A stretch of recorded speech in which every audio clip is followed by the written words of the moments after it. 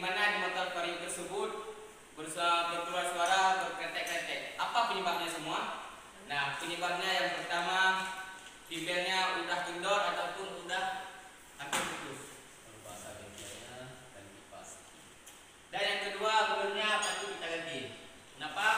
Nah, soalnya nih udah ada yang baru juga nih. Soalnya yang tadi udah hampir menjadi persegi ataupun segitiga. Nah, langkah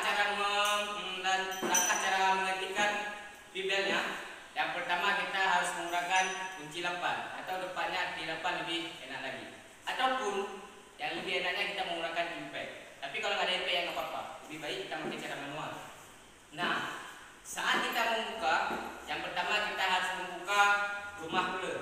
Nah, buat kalian semua, nah ini yang dinamakan rumah ruler. Ini komplit semua. Nah, ini yang dinamakan rulernya.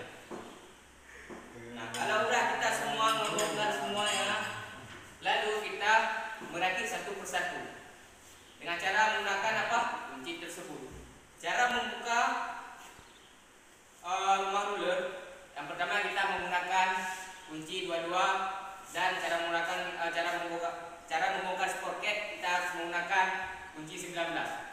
Oke, sekian. Assalamualaikum warahmatullahi wabarakatuh.